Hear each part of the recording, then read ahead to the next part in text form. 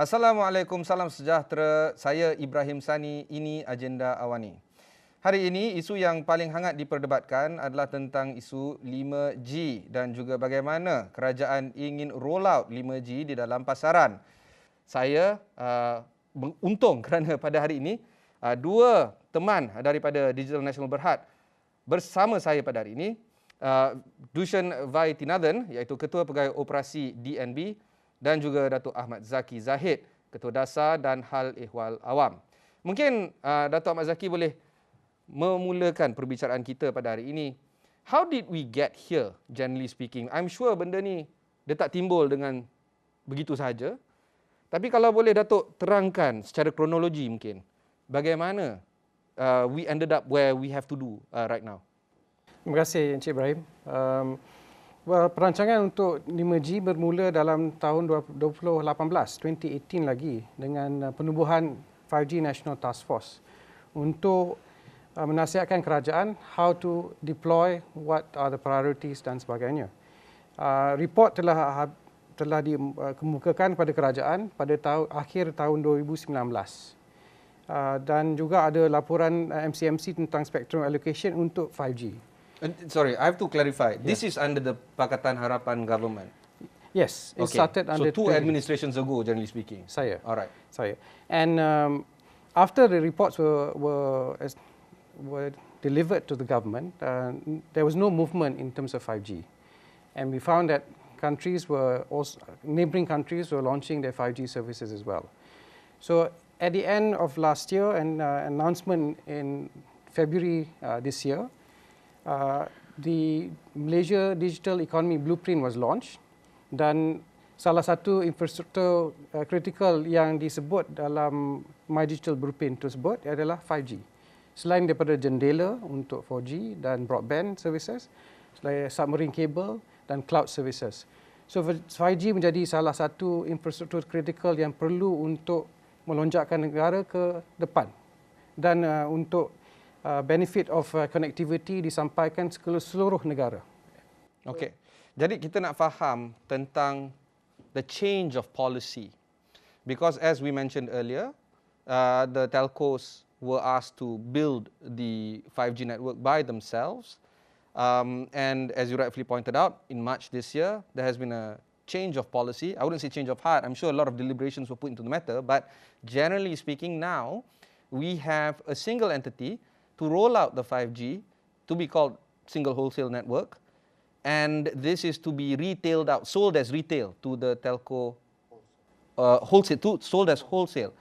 Okay, the big ask, as we prefaced early on in the show, is no other country in this world is doing it this way.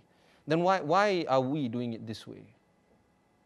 I mean, it's a very interesting question, and I think the point that you first brought up about the typical policy has always been to allocate a certain part of the spectrum to the different telcos, and the telcos build out their own networks. And that happened with 2G, 3G, 4G. Moving into 5G, actually, the report actually came out with a policy recommendation that said that the most efficient and effective way to roll out 5G, given the huge investments that wouldn't be needed to roll out a nationwide network, was to do it through a consortium. So the premise of a consortium had been brought up actually fairly early on. That recommendation was done in 2019, sorry. I'm a little old, so I can go back 10 years quite easily. In 2019. The effect of the consortium, or the structure of the consortium, or the equity structure of the consortium, hadn't really been defined yet. There was discussions around a private consortium, including all the existing operators or the industry players, and this had been going on since 2019. In 2020, that moved on to a discussion, but no movement had been made in terms of the formation of that consortium. And I think the policy then to define a consortium driven through a self-funded consortium, not a government-backed or a government-invested consortium, but a self-funded consortium, moved to a single entity, basically identifying to kickstart the 5G rollout. Basically going back to all the points that you mentioned, when you looked at us compared to our regional peers, when we looked at us versus how far we had moved with 5G compared to our regional neighbors, we were behind the curve, and we needed to kickstart it. Now, to the second point, which is the point that everyone is asking for. If this hasn't been done anywhere in the world, why are we doing it in Malaysia, and why are we leading in that space for a single wholesale network across the entire infrastructure? I think the scale that we're looking at in Malaysia is probably where we are fairly exclusive, where we are quite new in doing this. But shared networks, shared multi-operator core networks have been done before. Now, typically, it is between 2 or 3 different entities, private entities, sharing that infrastructure and being able to therefore bring the prices down and drive efficiency. So a single wholesale network as a single infrastructure may be the first in Malaysia as a single entity, but the sharing of networks and using MOCN technology or multi-operator core network technology has been done before. In fact, as close as in Singapore, 2 operators there, M1 and StarHub, have actually created an entity and shared their 5G spectrum with that entity and have rolled out a 5G network using the MOCN technology. So the issue, of course, has been, we've heard twice now, Datuk Zaki as well as you, explaining that nothing has moved. We're now down to March of 2021, just a few months ago. And then the government said, okay, we're going to create a new entity, we're going to call it Digital Nasional Berhad, and you folks are going to be rolling out. Then where does the telcos fit in this equation? If you guys are rolling it out, if you guys are building the network, how do they make money? I mean, they are private entities. They have to make money, right? So how does that work? Can I say the reason for us to roll out is to do an accelerated rollout. We are behind our peer countries, regional countries. We needed to get it out very fast. We needed to do it quicker than 4G in the past, so that the benefits of to consumers and to industry. 5G takes a different dimension to benefit to enterprises and businesses. So we needed to deliver this rollout quickly, and we needed to do it for the benefit of the economy on a cost recovery model too, not to make any money from this. So that's an important element of the government's policy direction to accelerate rollout. I think it's really important for us to also realize, I think the pandemic and MCO has changed substantially the way people not just work, but interact, engage, do their transactions. I mean, it's not just in Malaysia. The world has flipped. And given that, connectivity is probably the most important single, well, I wouldn't call it a service, almost a utility that is required by the population to be able to create value and to carry on with their lives. Now, 5G, of course, I can tell you a whole about the great ambitions of 5G and what 5G can do, but 5G literally is connectivity. Yeah. And it's the next step of connectivity. It's putting people in touch with each other, it's allowing people to interact with each other, and it's allowing people to transact with the world, and as an intermediary work to connecting people in the world. Now, the fact is, MCO has also shown us that where there is a disparity or there is a gap or there is a divide, clearly the economic value or the value creation in those societies can be very different. And when we roll out connectivity and we roll out networks, our mandate is to basically accelerate that rollout so that as much of the Malaysian society can get access to this very important service to then be able to develop, create value, as well as engage with each other much more effectively.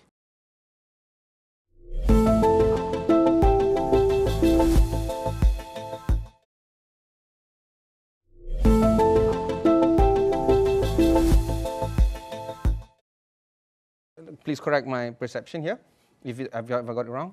Your mandate is to roll out at an accelerated rate. Then the biggest elephant that we need to address in this room is the telcos are not signing up. Is that a fair? Well, I think the issue is, and a little bit more understanding in terms of, and I really don't want to get into the technicalities of it. Yeah. But there is a process because we are a single wholesale network. The one definition for who we are is we are an equal access provider. That means because we're the only one rolling out this network, we have to provide access to anyone who meets a set of criteria and seeks that access. Now that allows for us to be very transparent in the way that we identify the services that we provide, the price points of that services, as well as how and what the recourse is for anyone who seeks access from us and if we don't meet those benchmarks. That comes in the form of a document called a reference access offer. That document is usually a document that is also then built on a regulation, typically the MSA, which is a regulation that defines what should be in this reference access offer. So it is not a commercial agreement. It's not us sitting down and negotiating separately with each access seeker and say, oh, for you we'll give you this, for you we'll give you this, for you we'll give you this. We have to build a published document that sets those guidelines so that every access seeker goes through the same consistent rules and service rules as well as pricing that anyone else seeking access would need to. That document is the first part of then going into a further negotiation with the individual telcos to then create wholesale agreements or commercial agreements specifically about what that to contractually bind both parties therefore in those terms, right? So when you said have the telcos not signed on, the process is not for them to sign on now. The process is to be able to build the specific access offer, publish it, get MCMC, our regulator, to basically aligned around us and approve that access offer, which also includes the pricing that we will be selling our wholesale service on, to be able to publish that, then to get the access seekers who are looking access through our network to then show their interest in seeking access based on the RAW and the terms of the RAW, and then to move into a commercial negotiation before we finally have a contract that binds us based on those terms in the RAW. So where are we? No, just to be clear, that process is not yet completed. So how can we say they have signed? Yeah. So I mean, the process of which, in our ambition to accelerate the rollout, in our ambition to ensure that we deliver 5G as quickly as possible to as many people in Malaysia as possible, we set ourselves some very, very tight timelines. One of those timelines was in 6 months from nothing as a greenfield project. From March, basically. From March, right? I mean, in March, we had 2 employees, 3. And, with the help of a lot of consultants and stuff, and we slowly hired more and more people, we've been able to at least now identify, and I'm sure we'll come to that, identify our network equipment provider, manage to get commercial contracts around infrastructure and fiber, being able to build a commercial platform that is the basis of the RAW, which is now being taken through with the MCMC for approval. So where we are now, so what I'm saying is that maybe we were a little too optimistic. Typically a RAW would require a regulation, and that regulation typically takes 12 months to create. And you start with a public inquiry and all of that. We are now building on our RAW, and we're moving very quickly, and we've had a lot of engagement with the industry as well as with the MCMC to ensure that all the views are put together and we're aligned around that document. Because once that document is published, it sets the guidelines, right, for how wholesale is going to work in Malaysia on 5G. So we're in the process of finalizing the reference access offer.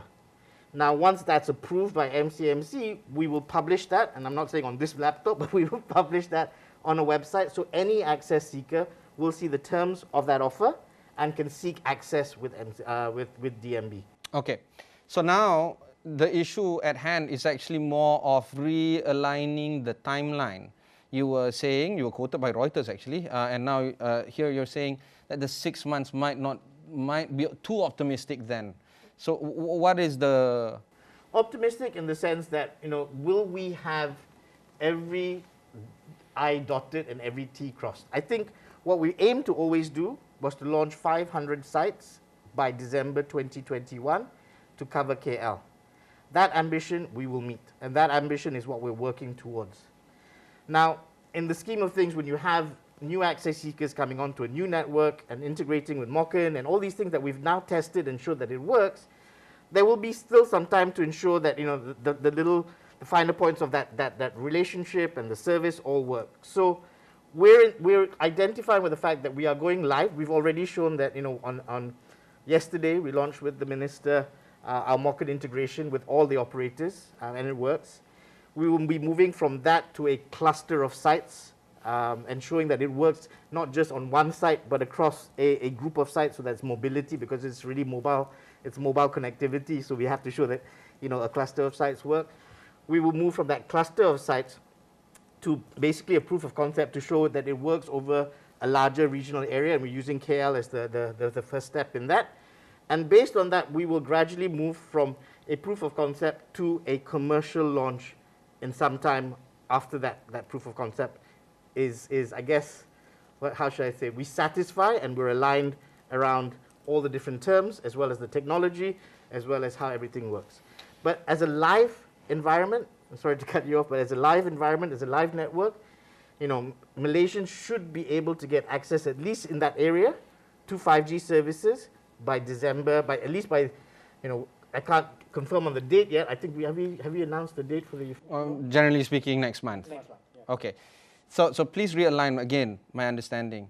The 500 sites in KL, 5G, can it still be rolled out by you when the MNOs or the telco operators are still finalizing agreements with you guys? Absolutely. Yeah. I mean, Yes. maybe you want to take that one, and I can come in with a bit of the technicality. No, absolutely. So it's actually 500 sites in Putrajaya, Cyberjaya, and Kuala Lumpur. The work is already proceeding. We have hundreds of sites that's going live, right? So the services will be available, but of course it has to be connected to the wholesale.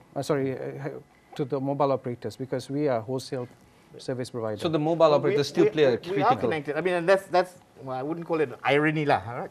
But that's the irony. I mean, although we've had so much debate about the mobile operators not being interested in signing on, they have progressed so far in terms of the technical integration, and they're all there queuing up to be the first to be integrated onto the 5G network. With you? With us. You know, and we've got 5 stages of basically going from a test environment to a live environment to a cluster environment, then to a proper national grid, right? And we've now got all the way from the test environment, and we're going into the live environment, and all the 6 industry participants have gone through those 3 stages. One is going through the last stage as well, and they're now ready to go into stage 4, and they're actually sitting down with us through you know, we have working groups on technology and security every week, maybe twice, 3 times, continuously asking us how do we integrate this, what are the security measures which should be put in place.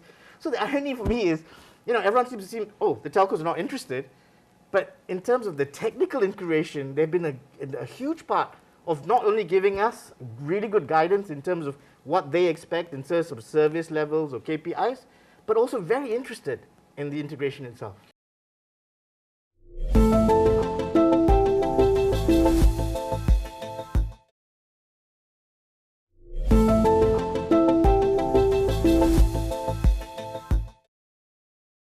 You can understand the skepticism from the public right now. Anything that is monopolistic in nature always brings about that question of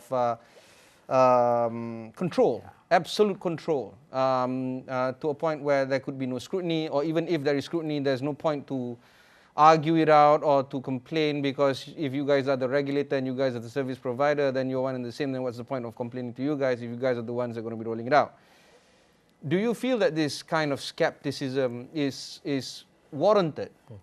It's easy to think of it as a monopoly. We're not a monopoly. We are a single neutral provider of wholesale services to all licensees, to all telcos. But there's no one else offering the same thing that you guys are offering. But we are under scrutiny and we're regulated. So it is a monopoly. In the sense of a single provider, in that sense, yes. Okay. But we are a provider of wholesale services that will go to the telcos, that will then go to the consumers.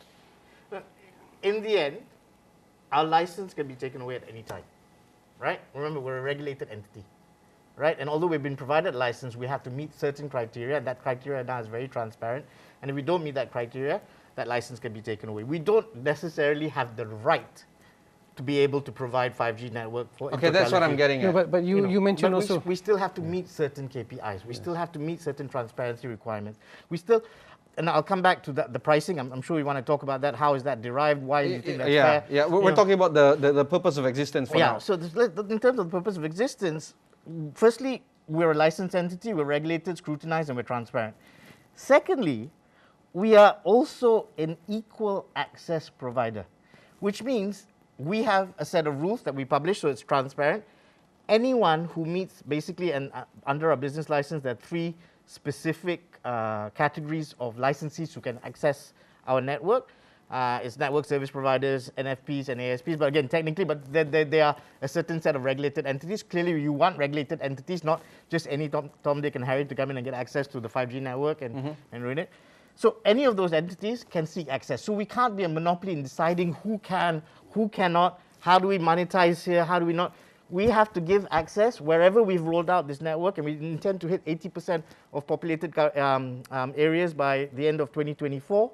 We have to allow that network to be accessible to any access seeker. So you have no right of refusal? No, as long as you meet those... Ibrahim Sani telco wants to come, you get and a license, I meet a specific... you got a license, you meet those specific, you can meet those commercial requirements, you should be able to get access. And then, of course, as you were mentioning, sorry, Datuk, but as what Dushyan was talking about, you guys have a certain requirement, KPI.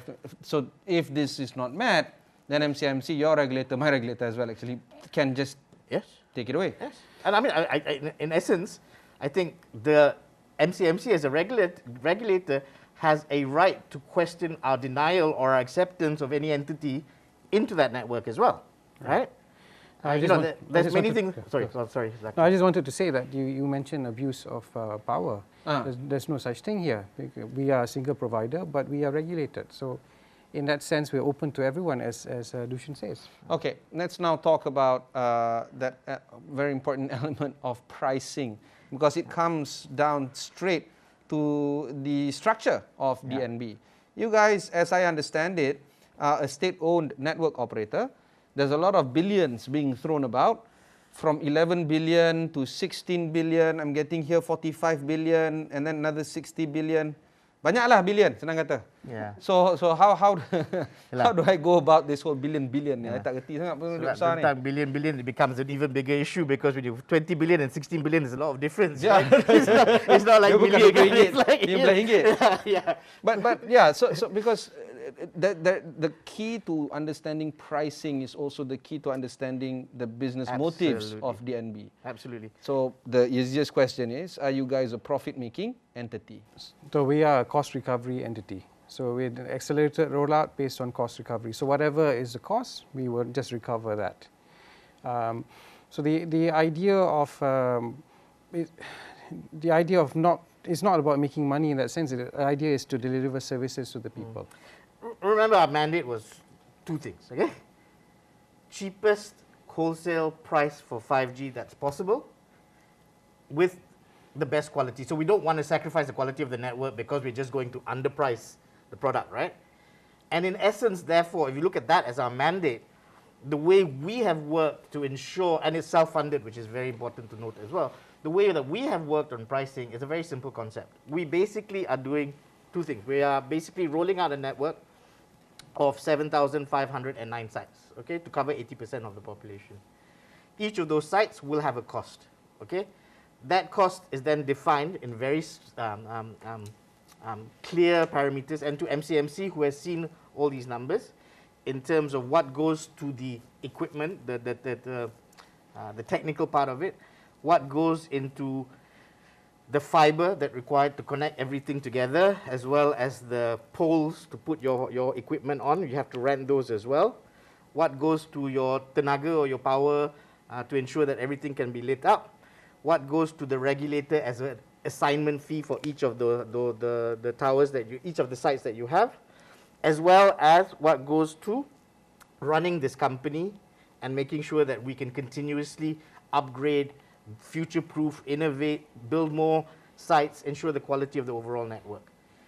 Now, that total cost is basically the cost that has been associated to the 7,509 sites that will be rolled out between now and the end of 2024.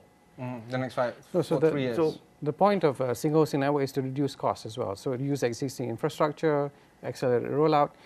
Because we are working on economies of scale, the cost is going to be lower. Okay, so how much cost are we talking about here? So if you break down those costs, maybe you want to just go through that. No, in terms of cost, the network equipment and infrastructure cost is 12.5 billion. 4 billion for the equipment, 8.5 billion is the infrastructure related cost, including fees for MCMC and cost for power to Tenaga Nasional.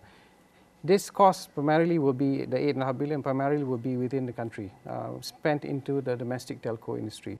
You're saying this because there are accusations that if you do have a lot of vendors, many of them are foreign companies. Yeah. Is that what you're trying to No, allude to? well, that's not the point of saying what I did just now. It's about the domestic industry benefiting from the rollout as well. Yeah. Not just benefiting. What we really wanted to do was not to disrupt, right? Because it's very easy for a new company, given this mandate to come and roll out a new network, to do it all on its own and basically watch the existing industry, the existing players who've invested in the existing network or the previous network, to not see any benefit from it. Our mandate was basically to maximize the investments back into that industry so that on a net basis, they can actually reduce the price or the cost to serve to their end customers. So if I am telco A, right, and I own a tower and I own fiber, and DNB wants to put a site, a new 5G site on it. If I pay the telco for that tower and if I pay some telco B for the fiber, right, I'm giving them back money that then can translate into them being able to pay even less for that net, even less for that equipment or rental of that equipment, which we hope will then be transferred to the end user. So the whole basis of these billions and billions, there are, some people have seen 11 billion, some people have said, 7 billion, some people have said 16.5 billion, some people have said 20 billion. The essence of it all is it's 12.5 billion. It's 11 billion plus, and I'm going to be completely open here, that, in Malaysia, and again, if this is too technical, please tell me, right?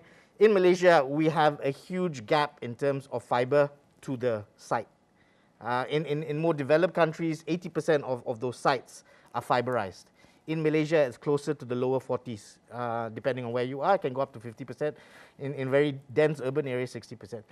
But 5G, to build a really good backbone for 5G, to build a really good platform for 5G, to then be able to provide all those great applications and solutions and services, you need to fiberize more sites. So we are actually taking the fiberization of our network up from the low 40% to 70%. That requires a significant investment because we're not just using the existing fiber, we're going to also roll out new fiber using the telcos capable of doing it and roll it out to 70% of our sites. So the 11 billion that you heard was actually including fiber, but not including the fiber that was required for the additional sites that we wanted to fiberize.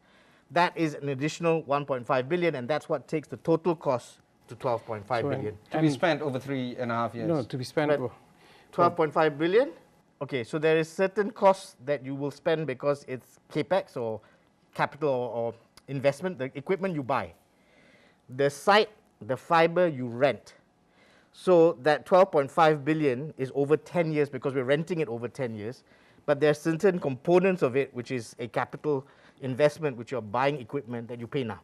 Can I also make the point? The 5G Task Force report also states that the cost that they estimated for each telco to upgrade their own network was about 7.5 billion per network. Just on equipment? Just equipment. And if that were true, then the 5G network with 4 or 5 providers or 4 or 5 mobile operators will cost more than 30 billion ringgit.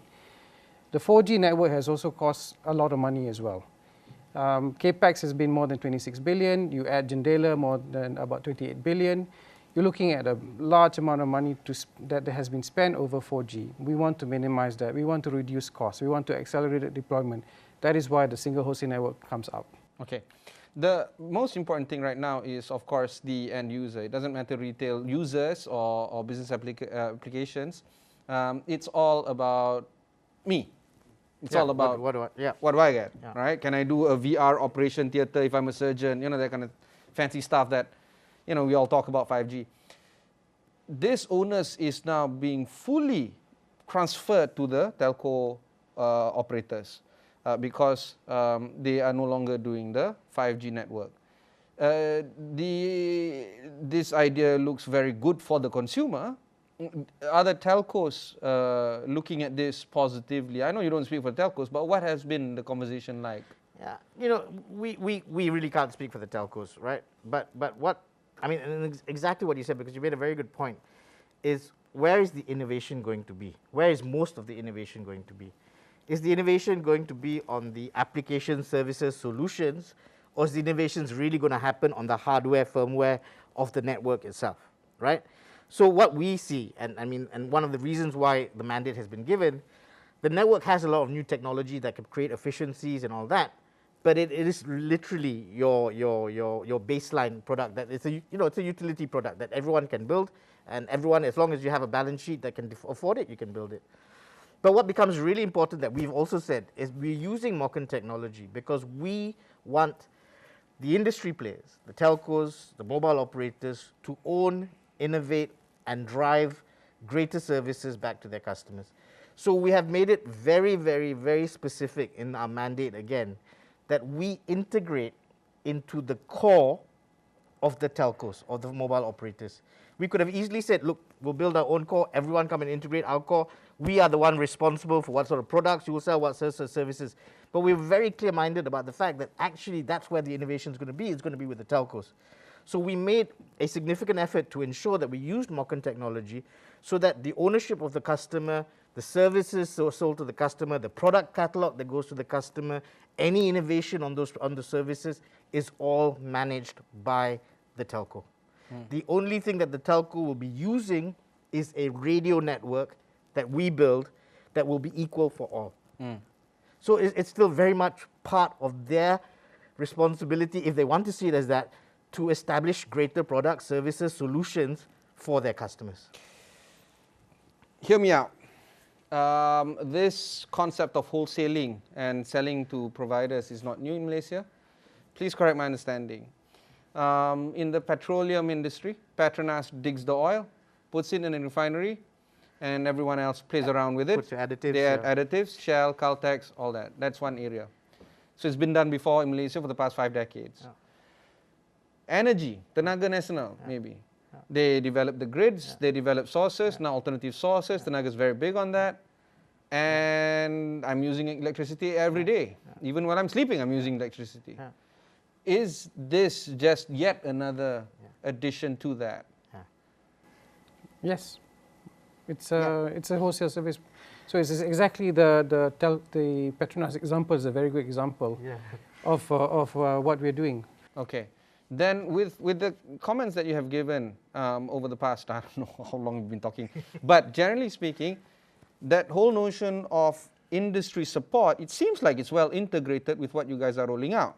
Is it then fair to say that there is a lack of industry support when it comes to DNB's efforts and ongoings? Again, we're way too premature in the process of things to say that is there industry support. No, I've spoken to you in terms of technically, they're very supportive, and they've gone very far with us in that whole process of the technical integration to make sure all their network, all their cores work with our network. So very hard for me to say that. Yeah. But it is quite. And again, I shouldn't be sitting here defining what is what, right? But it's very interesting when you talked about oil, you talked about power. In the same way, they've broken up water and other utilities now into specific regions. But that is a whole mess that I'm not ready to get into right now. But yes. But yes, when something becomes a necessity, when something becomes the God-given right of a person to use it because it helps them get through the day, build value, feed their families, whatever it is. And I'm not preaching here, right? Then the only thing that we should all look towards is ensuring that we create the cheapest possible way to deliver that service to a single individual or a single enterprise. So we don't need to differentiate on the network, we feel. You build a really good quality network that everyone can use, so it doesn't depend on your balance sheet whether you have a lot of money to build a new network, good network, or much less money to build a not so good network, which is how all the MNOs have been differentiating before, which is I have the best network, or I have coverage here, or I have speeds here.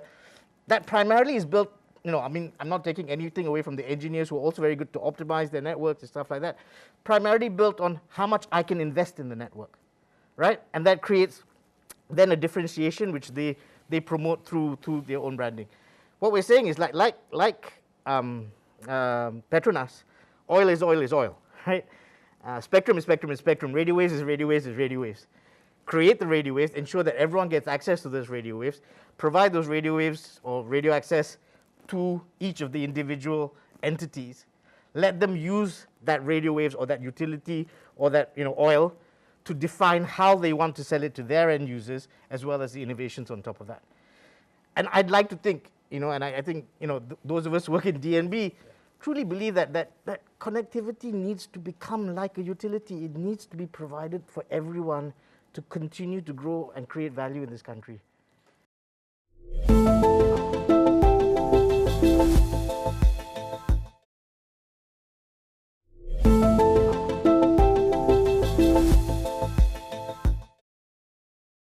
Another area of concern is the issue of 1MDB. Some detractors out there, I don't know how else to put this, there's no other better way to put this, have equated the efforts that is being done at DNB with that of 1MDB. I don't know where this came from. Yeah. But what you can sense that whole skepticism. All right, we've been burned once, and we're still reeling from it. Is it a fair parallel to be talking of course about? Not. I mean, we're building a service. We've got equipment that we are delivering, infrastructure that we're building. We have a product that's coming out. It's a connectivity product that is going to be available to everyone. The telcos will be delivering the service to people. People will pay the telcos. They will pay us for our wholesale services. So there's no parallel to it. The tender process was done with strict governance. It was done, I think, in a way that lends credit to no issues about any hanky-panky or anything. So I think integrity-wise, there's no issue here. But it's easy to say because it's billions of ringgit. Maybe that's what there's a parallel. So there are two aspects. And I mean, I totally understand. It's very easy for us to sit on this side of the table and say, well, there's no skepticism. Of course there is going to be, right? When you put out, we just talked about 16 billion, 20 billion, 11 billion. When you have that much money going through any project, there is always going to be why and what is this project about. I think the clearest differentiator between typically a government-funded project and DNB is we're not government-funded. Yeah. We will only be able to fund our network when we get users using our network, the private sector using our network and paying for access to that network. Of course, we've got bridging finance that gives us a bit of time before we hit an inflection point and those cash starts to come in. But we're not using government money. Yeah. We're trying to build a network that's cheap, effective, great, and also fund it by getting the people who are getting a great service to pay for it. Now, if someone doesn't get a great service, like you did say earlier, but you're a monopoly, they have every right to go to the regulator. The regulator has a right to see whether we're meeting those SLAs. So to me, fundamentally, we are government mandated, right? We are a company that has been defined to play this role to drive 5G adoption and 5G network coverage. But that's as far as it goes. We're not a company that is subsidized or funded by the government to deliver that. So it's a bit inaccurate to say DNB is a state-owned entity. No, it is owned by MOF, but tapi tak ada peruntukan kerajaan, tak ada guarantee kerajaan, no funding from government. So all the funding or financing is from the private sector, from the MNOs, but from banks. And so there's no parallel in that sense to issues around 1MDB, for example. Okay, let's now zoom out. Let's now zoom out and talk high level. Imagine us as ministers here.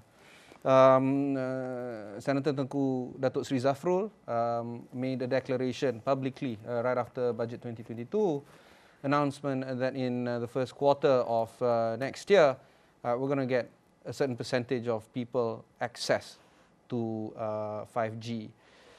Is that a lofty target to have, or is it fairly reasonable? Well, so by the end of this year, we'll have KL, Putrajaya and Cyberjaya. Yeah. Just about under 10%. 8%, yeah. Yeah, just under 10%. Then we'll go to 40% next year. 2023 will be 70%. And 2024 will be 80%. So this is what we mean by accelerated rollout. We believe we can deliver the targets. Yeah. So I mean, and this is a show that a lot of people are watching, and I'm sure a lot of people are interested. So when do I get 5G, right? Yeah, I mean, that's going to be the question, right? No, because I'm thinking exactly that. And I live in Kota Damansara. Okay, I'll try to get in there earlier. My 4G is falsely advertised. I don't want to say who my telco is, but I'm barely getting across, right? I know. But And the issue with that, the issue with that is everyone has started to use so much more data after MCO, right? I mean, think about how much you're doing through your phone or your laptop now, right? So you're basically using more and more. So there's still one side that has to carry all the traffic. Now, if you do not make money from all the data that you're using, more money, incremental money, it's very hard to invest in more and more sites. I bet your plan gives you maybe 80 GB, 100 GB. Something like that. And you used to use 15 GB. And basically all the other GBs was basically there for you to use if you wanted to, but you were kind of paying for it because you paid a bigger plan. Yep. So now you've moved from 15 GB to 25 GB, maybe. I don't know what, but let's just say 25 GB. But you're not paying your telco a single extra dollar? No. But you expect them then to also build a site to manage the additional traffic. So yes, it becomes a very difficult proposition commercially to manage the fact. But that's the retail business, my friend. Semua nak lebih. I agree. And you know what? With the internet, it's never going to stop, right? Yeah. You build better technology, you build better applications, you build better solutions, boom. But in the end, somehow that needs to be funded. So this model of, that's I know, again, it's very hard for me to presume, but you could see that as one of the issues which would have limited the accelerated rollout of these entities based on do they make incremental revenue to fund the new money that is needed to build a 5G network. So anyway, going back to your point. So should people be excited? We talk about 80% covered, populated covers by 2024. So it is KL, Cyberjaya, Putrajaya.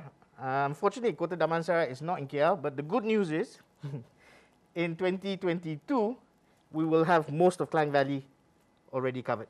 So that will include PJ, Subang, Kota Damansara, all those areas. And this will be phased in phase 1, 2, 3, 4, quarter 1, 2, 3, 4 of next year. In addition to that, we'll be going to Johor, to East Malaysia, to Northern Penang. So, and we'll start almost like a beachhead territory, right? We'll start building first and then spreading out. And that should cover, by end of next year, 40%. Despite all this very aggressive efforts that's being done by the telcos as well as by you guys, we're still 40% by the end of next year, assuming everything goes according to your plan. And that is still behind most of our neighbors. Do you feel that we really have to explore back? I'm not one that wants to go back into looking at past sins and the failures of our forefathers. But generally speaking, there has to be some learnings here, right? We started the show with nothing was moving. You have some efforts like My Digital and all this other stuff in between. It's like, what went wrong? I mean, we were quite far ahead when it comes to connectivity with internet. Is this something that the ball was dropped somewhere? Well, the first large government policy relating to ICT was the multimedia super corridor, of course, 25 years ago this year. I don't think we let go of the ball. I think clearly there was some lack of movement on 5G, and that's being addressed right now. We're getting at 5G. When we go to 2024 at 80% coverage, we're back at maybe number 2, number 3 position in ASEAN. So we're back in a regional leading position, and that's the point. I think if there was any slowness in movement, we're addressing it now. We're professionals trying to build a network. I can't define where policies go right or policies go wrong. But I do think if you read the My Digital Blueprint and you look at what it identifies with and where we should be as a country and how we need to develop as a country, I really think that is one of the most important documents. Because I'm a tech guy, right? But I believe it is things like the digitalization of the economy, the digitalization of government, the digitalization of enterprise, cloud, digital IDs, all these great things that are already happening in a lot of countries. Singapore's moving very fast with that. We'll be able to transform a country to one that can create much more value, much more effectively. Don't look backwards, look forwards, right? And I'm always a very excited Malaysian when I see the potential, because I think Malaysia has the most amount of potential of any of our neighbors to be able to achieve these things. I think with the right policy, and I think policy is very important, but I think sustainability, execution, All right. management. I'll accept your challenge. Let's look forward. What happens if there's a change in government? We've had 2 changes in the past 3 years. Will this policy continue? Will the DNB continue to provide the services, or is it really questionable in terms of the survivability of DNB as an equal access provider, assuming there's a new administration that is put in place in Putrajaya? Well, it's difficult to answer for the political masters, Ibrahim, but our job is just to deliver the network and deliver it on an accelerated basis, deliver it at the lowest cost possible so that people can start enjoying 5G from next month. That's the idea. And then given the importance of the digital economy, everything's digital now, right?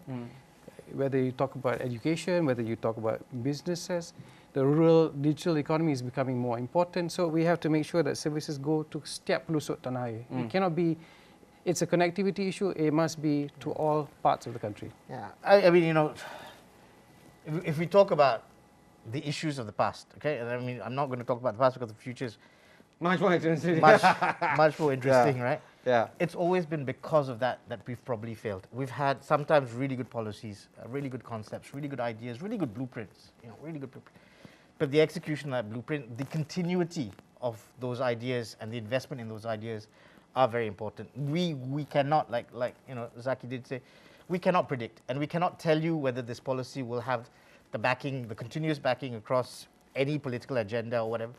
But what we can do, on top of building an institution that we think will meet at least the initial needs of it, is to also build a foundation that we hope will allow a governance that should basically work in any sort of policy environment.